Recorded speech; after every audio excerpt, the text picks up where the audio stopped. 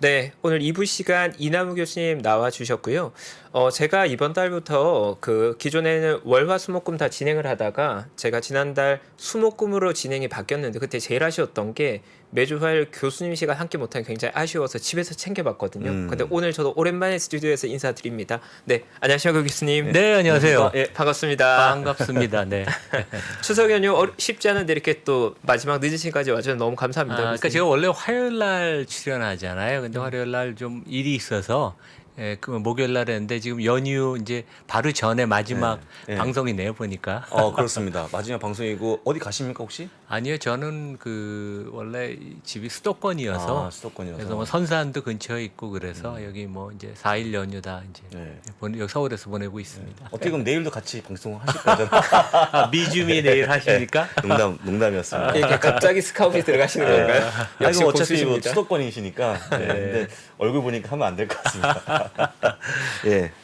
네, 오늘 저희가 그 목요일 와주셔서 굉장히 기대하고 있는데요. 오늘 혹시 어떤 뉴스 좀 준비해 주셨을까요, 교수님? 그러니까 크게 세 가지 준비했습니다. 첫 번째는 이제 어제 주가가 좀 올랐죠. 네. 근데 이제 아마 그 연준의 이제 넘버 투 브레이너드 부의장의 약간 그 우리가 이제 그 발언 자체만 놓고 보면 약간 매파적으로 강성 발언이었는데 실제 그 내용을 이렇게 좀 이렇게 면밀하게 살펴보면 그러니까 영어로 read between the lines라고 그러죠. 이면에 숨겨진 면에는 이제 연준이 인플레 잡는 것은 확실히 잡겠다고 하면서도 좀 자신감이 생겼구나. 그리고 이제는 인플레이션을 잡고 나면 언제 금리를 낮춰야 되는 그런 고민.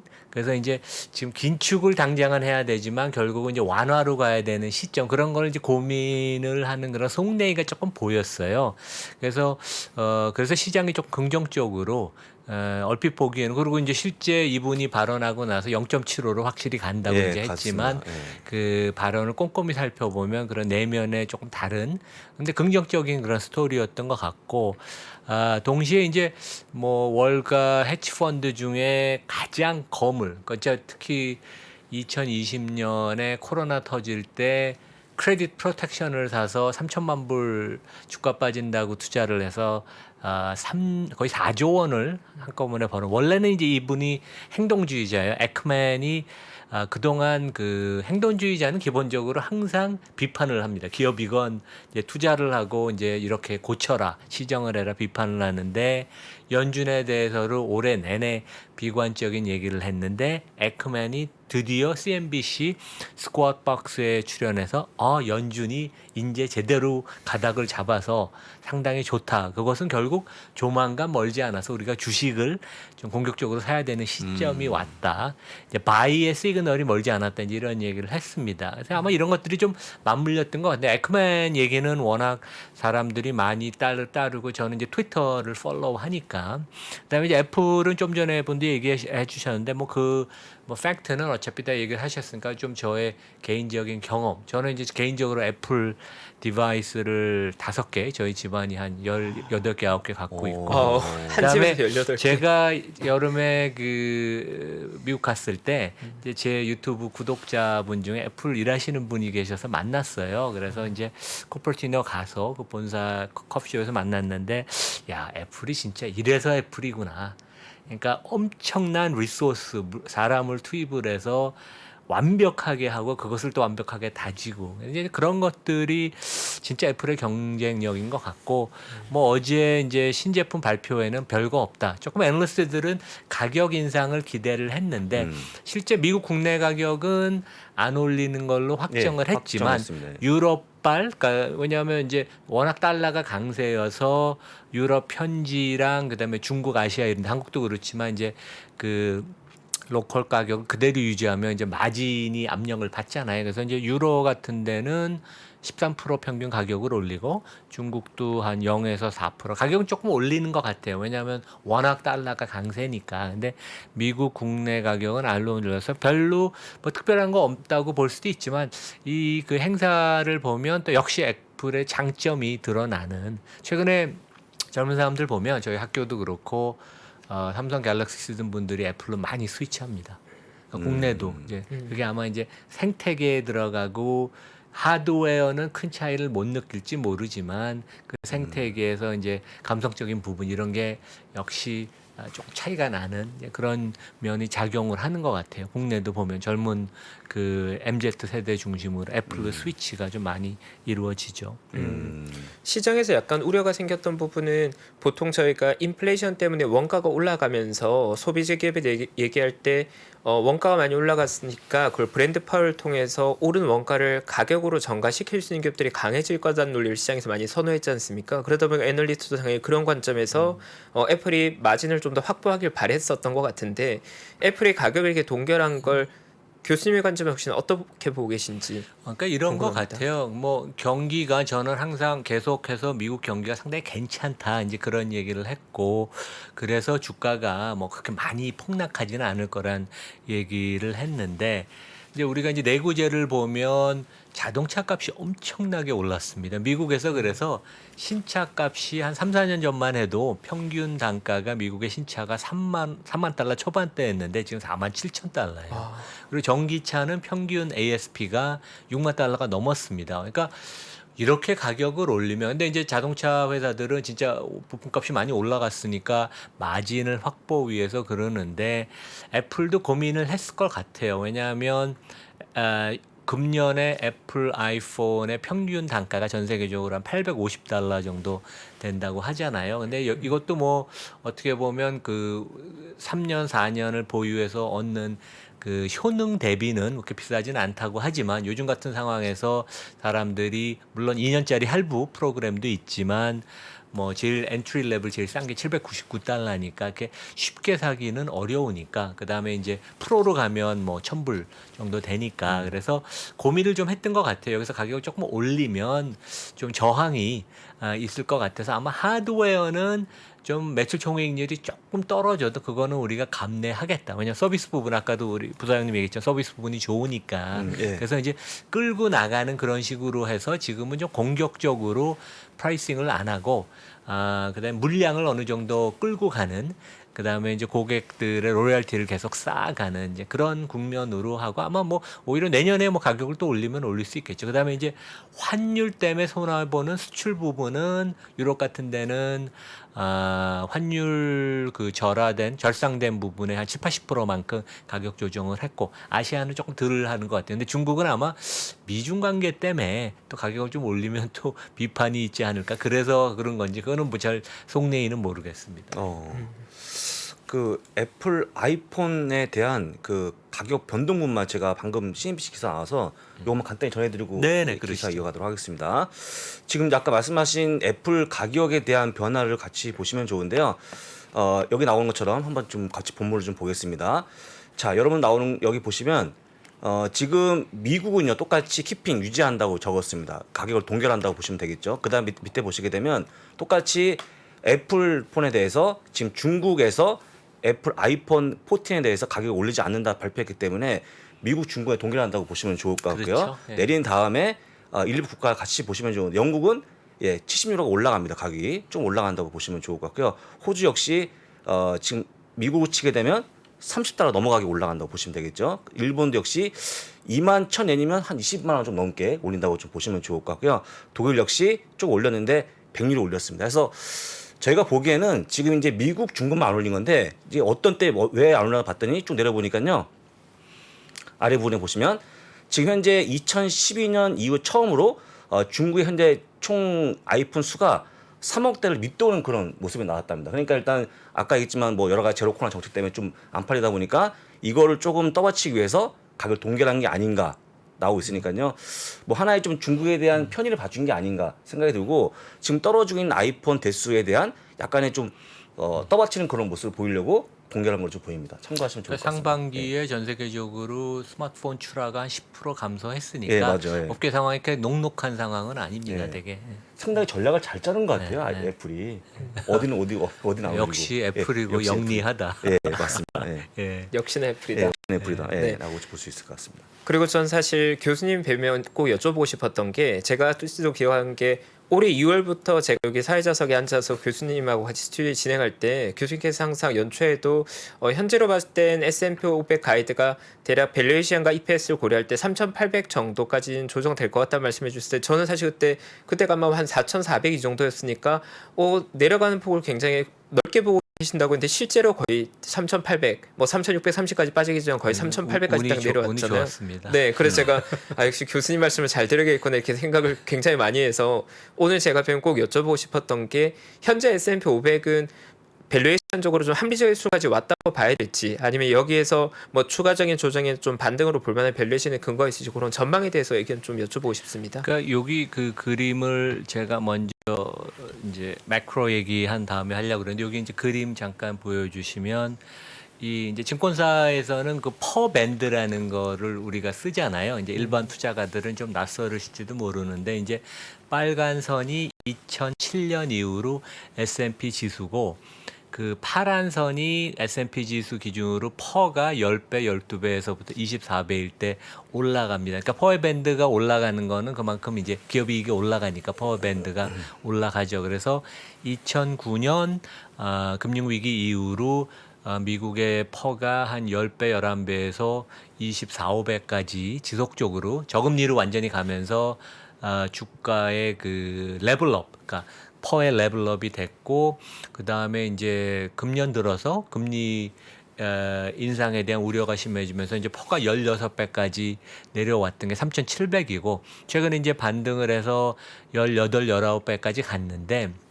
지금 되게 뭐 참 쉽지 않은 그러니까 예측하기 어려운 국면인데 제가 전에 그런 얘기를 했어요. 그러니까 그 파웰이 연준이 주가 지수를 목표로 하고 주요 그 공식적인 참고 자료는 아니지만 금융시장의 그 센티먼트가 결국 주가를 통해서 많이 나타나니까 S&P 지수와 그 퍼 수준을 꽤 볼 거예요.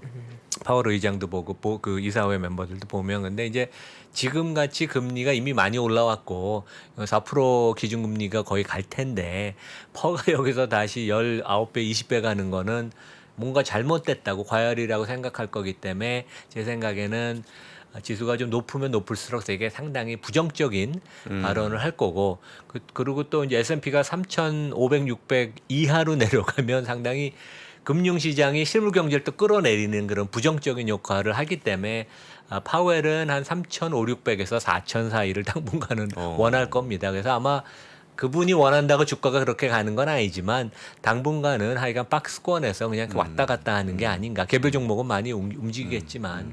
그래서 길게 보고 장기 투자하는 분들은 뭐 제 생각에 앞으로 몇 달 사이에 조금 주식들을 빠질 때마다 사면 될 것 같아요. 저는 많이 3,500, 600 이하로 빠질 것 같지는 않아요. 왜냐하면 미국 경제가 여전히 괜찮고 기업도 실적이 괜찮기 때문에 그렇게 많이 빠질 거는 없습니다. 예. 그리고 제가 좋아하는 진짜 실력 있는 그 액맨 같은 사람이 또 그렇게 좀 좋게 긍정적으로 본다는 것은 뭐 상당히 고무적인 현상이라고 생각을 합니다. 네. 저는 사실 이제 영업점에서 강남권의 영업점에서 매일 고객분들 만나고 고객분들과 소통하다 보니까 좀 많은 분들과 통화하고 이 시장에 대해 소통을 하거든요. 근데 그러다 보니까 영업 현장에서 개인 고객분들이 심리를 현장에 느낄 때가 많은데 요즘 정말 많이 듣는 의견들이 정말 제가 고객분들과 하루에 뭐 30분하고 통화하면 30분 중에 한 20분이 같은 말씀하시는 게 언론 기사를 봤는데 내년도 경기 침체가 온다고 하는데 그러면 내년 시장은 이제 투자할 수 없는 거 아니냐. 내년도 경기 침체는 온다고 확정됐으니까 그러면 내년도 시장에 투자에 대한 기대는 없애야 되는 거 아닌가 이런 생각들이 정말 많이 퍼져 있더라고요. 근데 이런 것들은 좀 우리가 어떻게 하면 그런 것들에 대해서 좀 좋은 가이드를 해줄 수 있을까요? 시장에 대한 전망을. 그러니까 저는 항상 그 경기 침체지만 작년에 미국 경제 성장률이 명목 기준 12% 성장했거든요. 실물 기준으로는 그보다 훨씬 낮았지만 6, 7% 했죠. 올해도 명목 기준으로는 한 8, 9% 합니다. 근데 물론 물가가 8, 9% 올랐기 때문에 실질로는 거의 뭐 제로나 한 1% 정도 나올 텐데 그래도 실제 미국 가면 그래서 경기가 괜찮습니다. 그러니까 물가가 많이 올라서 문제지 기업들이나 뭐 소비자들이 그렇게 경기 침체로 지금 보이지는 않거든요. 그래서 내년은 아마 좀 위축이 되는 건 맞습니다.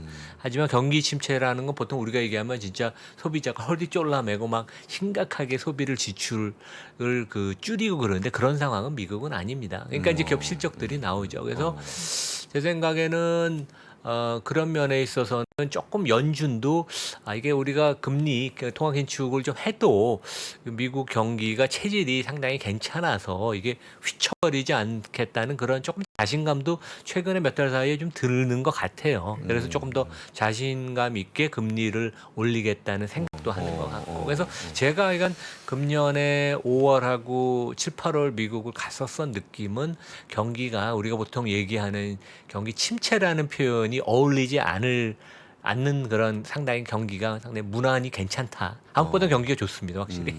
네. 예.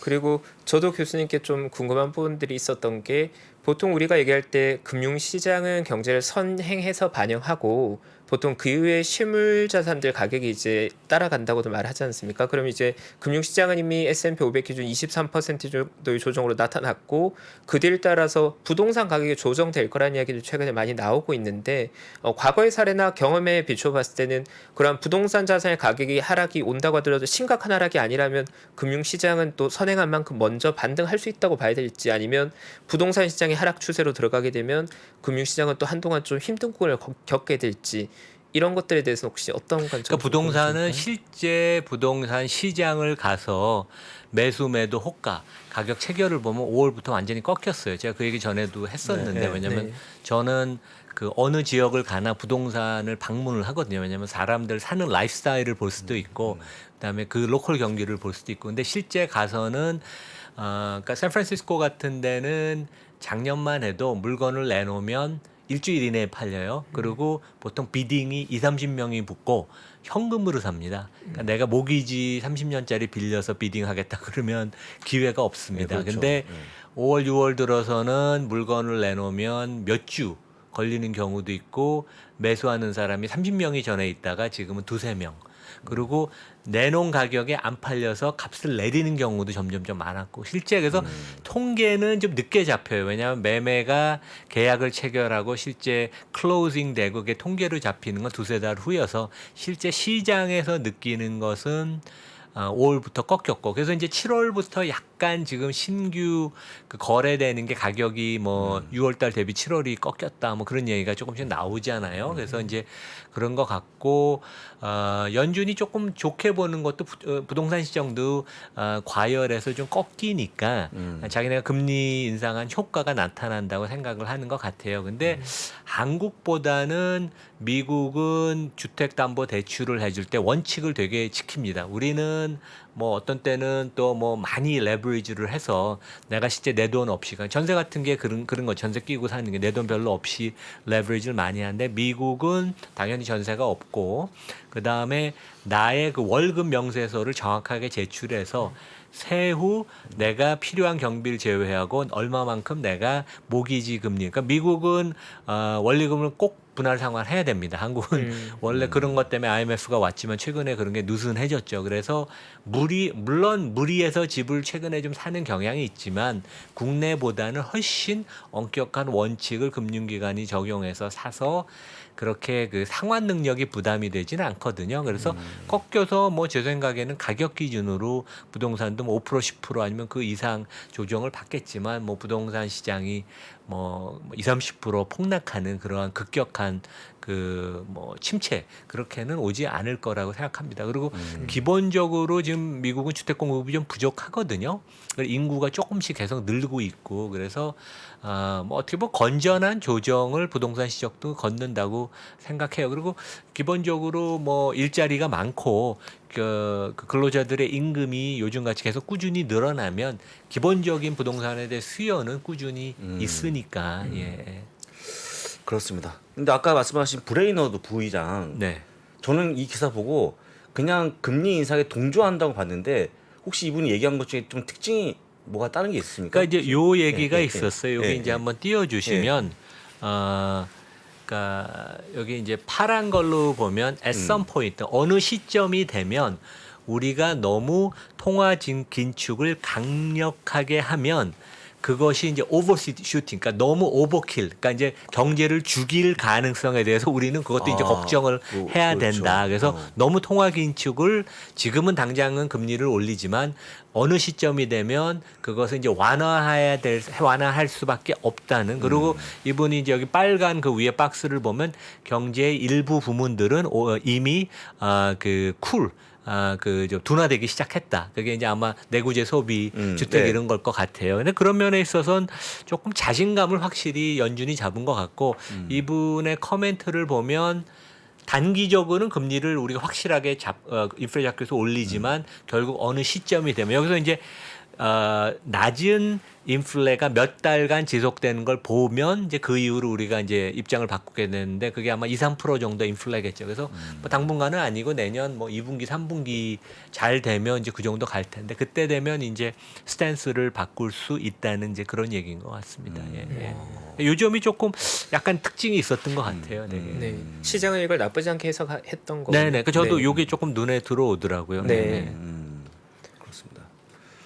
그러고 이제 뭐 넘어갔어요. 예. 여기 이제 에크맨 얘기가 그래서 그 뭐 아주 뭐 똑똑한 진짜 헤지펀드 매니저고 뭐 개인 부도 한 3조 원쯤 되고 한 30조 원 이제 헤지펀드 운영을 하는데 옛날 젊었을 때는 진짜 과격한 행동주의자였어요. 근데 이제 나이가 들어서 요즘은 좀 매크로 플레이를 하고 그다음에 좀 장기 투자하겠다고 이제 넷플릭스 연초에 샀다가 물려서 털고 나오면서 손절매를 그때 해서 고생을 했죠. 근데 하여간 그 연준이 자기가 해야 될 일을 제대로 인플레이션 잡는 걸 이제 하니까 주식이 여기 빨간 박스에 보면 조만간 바이할 수 있는 시점이 이제 오고 있다. 이제 그런 얘기를 CNBC에 나와서 했고, 그래서 이제 여기 다음 페이지 보시면 그렇게 이제 비난을 그 파웰에 대해서 아주 트위터에 엄청 비난을 많이 했거든요. 이 사람 유태인이어서 엄청 또 논리적이에요. 그러니까 논리를 당할 수가 없죠. 근데 이제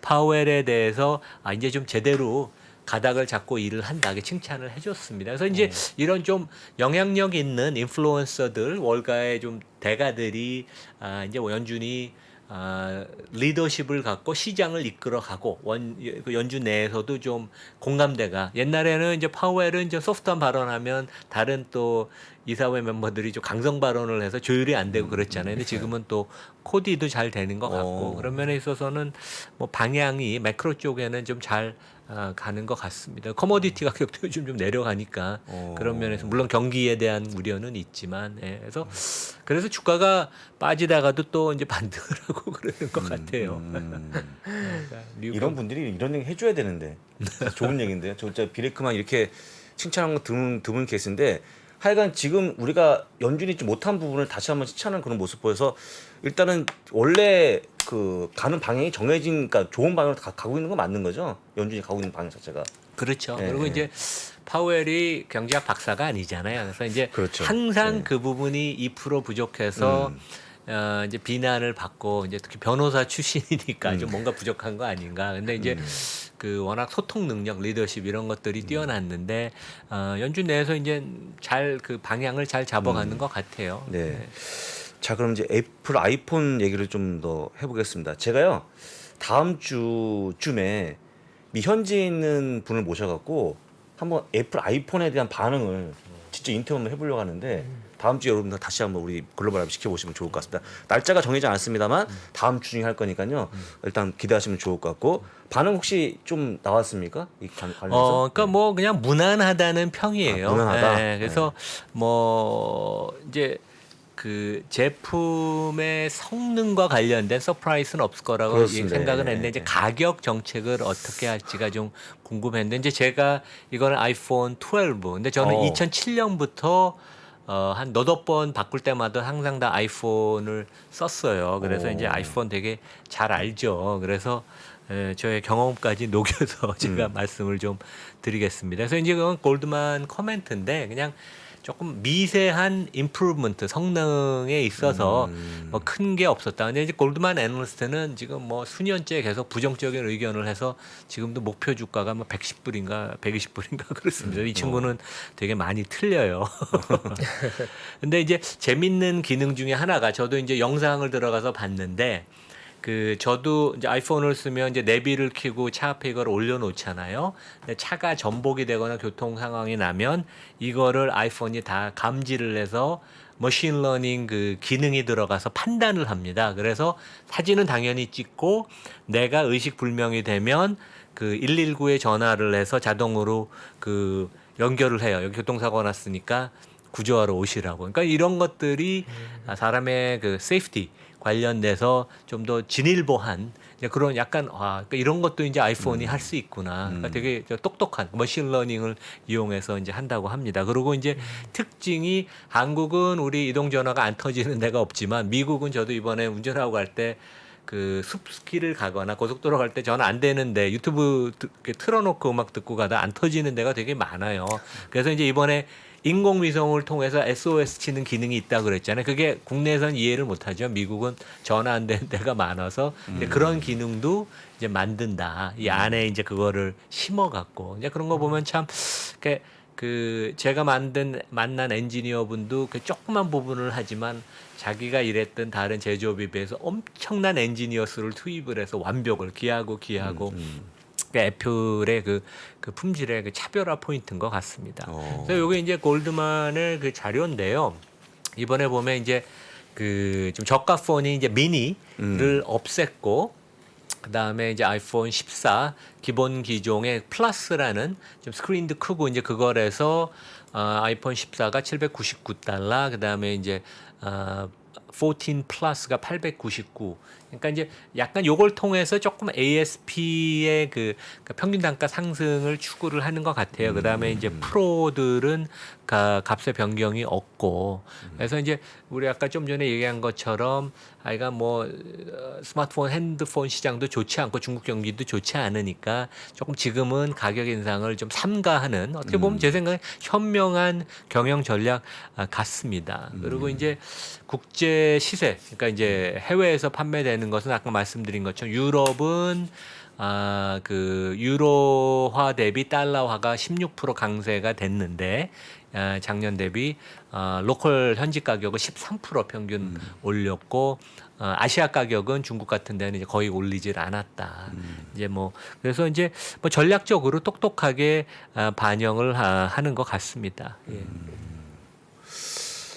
진짜 이렇게 가격 올릴 수 있다는 자체만으로도 대단한 거 아닙니까? 그럼요. 예, 가격 결정력이 있는 기업인데 사시잖아요, 그래도 올려도. 저는 저 역시도 두분 다. 2008년부터 애플을 사용해 왔기 때문에 두 분 다 늘 사용하고 사시는 분들이죠. 네, 저는 아까 전에 그 부분이 좀 좋았던 것 같은 게 가격 인상은 안 했지만 어떻게 보면 엔트리 모델을 배제해서 ASP는 올라가는 효과가 있었다. 이런 것도 상당히 전략적인 것 같다. 그렇죠. 네. 정말 섬세한 그런 좀 전략이죠, 되게. 예. 섬세하다는 표현이 정말 맞겠네요. 예, 그러네요. 예. 네. 그리고 아까 그 저희가 처음 뉴스 오 시간 부사장님께서 좋은 뉴스를 전해주는데 저희 오늘 오프닝에 그런 스토리가 있었습니다. 그 애플을 만약에 뭐 10년 전 투자했다면 뭐 20년 전 투자했다면 지금 수익률 이런 얘기가 나왔을 때 저는 사실 2008년도에 아이폰을 처음 구매할 때 그때는 생각을 못했는데 지나고 보면 그때 투자를 못한 게 굉장히 아쉽다는 생각을 많이 하는데 교수님께서 미국 현지에서도 많은 분들 교류해 보셨잖아요. 미국의 투자 문화에서는 그래도 미국이면 마이크로소프트, 애플 이런 것들을 10년, 20년 장기 개인 투자자분들이 꽤나 있긴 한가요? 그럼요, 되게.